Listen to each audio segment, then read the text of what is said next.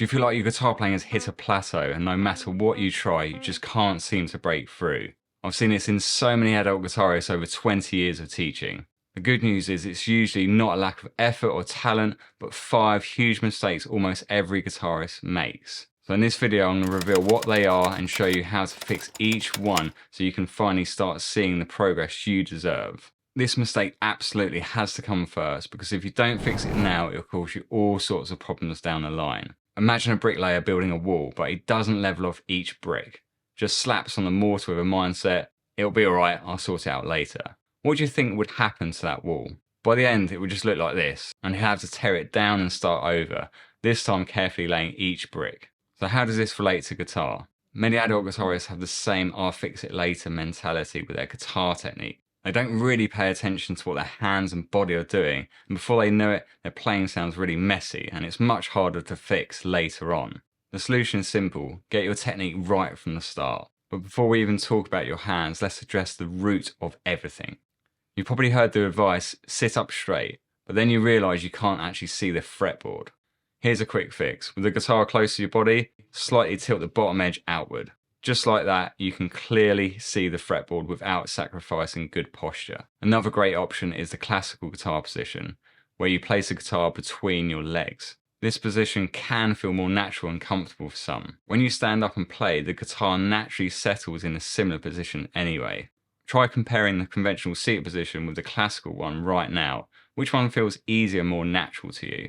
I suggest giving it a try. If you want free tips like this sent to your inbox every week, there's a link in the description below where you can sign up to my newsletter. I keep it short, simple, and super useful. This is one of the most common mistakes I see guitarists making, and it's an easy fix once you understand it. Can you spot what's going wrong with this?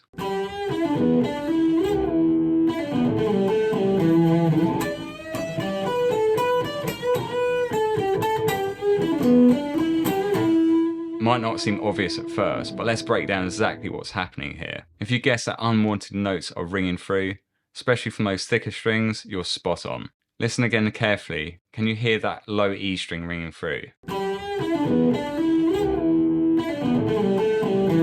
This unwanted noise typically comes from 3 main areas, so let's quickly fix each one. The first issue is your picking hand placement. Often guitarists rest their hand behind the bridge or let their arm hang too low.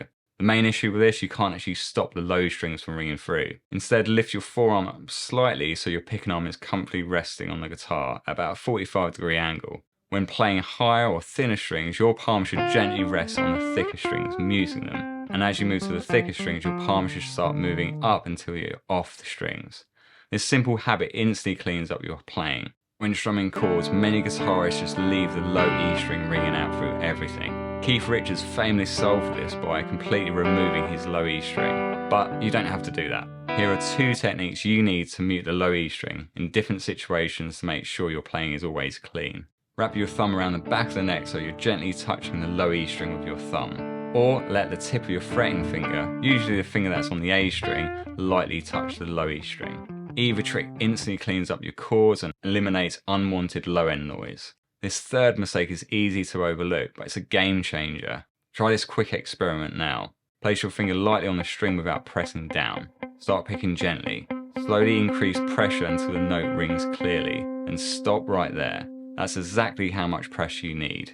Pressing harder doesn't make you sound better, it just creates tension, not just in your fingers, but your whole hand, which makes everything you play a battle. Also, watch what happens when I press too hard on this chord.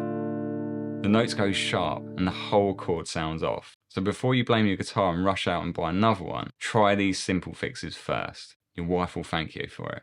Master your muting and finger pressure and you'll immediately sound cleaner and better, and playing guitar will feel easier too. This third mistake is incredibly common, and it's one of the most important yet overlooked skills for guitarists. I remember watching an interview with Guthrie Govan on Anderton's YouTube channel, where he shared a powerful insight. I remember spending a summer doing a lot of Motown tribute gigs, and I'd be the guitar player, and all you have to do is... But instead of feeling bored, Guthrie saw this as a fascinating challenge. How much can you lock in with the snare? You know, short and choppy can you make those two chords? Whatever you're playing, however monotonous or simplistic it might seem, there's still a challenge. It's like, how perfectly can I play this? No matter what level at, you should always find the fundamentals and the simple things a challenge and a task to get even better than you have done before. So here's a quick test you can try right now. Turn on a metronome. Record yourself playing a simple strumming pattern. Listen back carefully. Did you lock in it so perfectly that the metronome seems to disappear? If you're struggling with this, here's exactly how to practice it. Start by strumming simple quarter notes perfectly matched to the click. Once that's solid, move on to 8th note patterns, and then finally try 16th note patterns. You can apply this same approach to single note riffs and solos as well. No matter what level you're at, consistently working on fundamental rhythms is essential. With tight rhythm, everything will sound better, feel better, and flow more effortlessly. Now, before I reveal the most common practice mistake guitarists make, let's quickly look at what's causing so many players to struggle and feel stuck. Think of watering a plant. Giving it a small, consistent amount of water every day helps it thrive. But randomly flooding it once a week or neglecting it entirely for days or weeks stunts its growth or even kills it completely. Your guitar playing works exactly the same way. As adults, we're constantly juggling work, family, and countless responsibilities. It's easy for guitar practice to slip further down our priority list. But here's the truth. If you genuinely want to improve, you can't just practice when you feel like it or whenever you find a bit of time. Now, I'm not suggesting guitar should come before your family or your job, but giving guitar a consistent place in your schedule is crucial. Here's a simple challenge. Block out a time in your diary, even if it's just 15 minutes that you're going to do consistently every day. Use a timer to stay focused and productive during that time. After you've built this habit consistently for a few weeks, you can start to gradually increase your time if you can. This one small daily habit will absolutely skyrocket your progress, because consistent short sessions always beat random, long, unfocused ones. Now, I'd love to hear from you. How long do you practice for? Do you have a set schedule, or is it a bit all over the place? Drop it in the comments below. The final mistake can actually cause even more damage than inconsistent practice, because it can leave you frustrated, demotivated, and ready to quit altogether. Imagine you usually cook a simple pasta pesto for your family, something you know inside out. But one night you decide to jump straight into making a Michelin-star level dish you've never attempted before, complete with complicated timings, unfamiliar ingredients, and tricky techniques. What's going to happen? The kitchen will probably turn into complete chaos. Food burns or remains undercooked, dinner is late, and everyone ends up frustrated and hungry. Guitar playing works exactly the same way. If you consistently attempt songs way beyond your current skill level, you'll quickly feel overwhelmed. Or on the other hand, if you only stick to super easy songs, you'll never stretch your skills or fully grow as a guitarist. The secret is finding the sweet spot.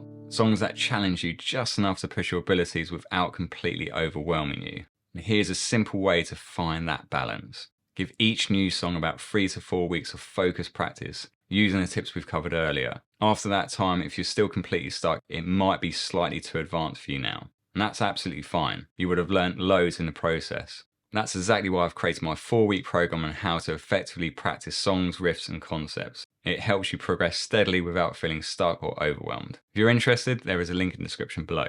Now you know the 5 mistakes that most adult guitarists make. You now need to know what I would do if I wanted to learn guitar fast as an adult. Click right here to find out exactly how.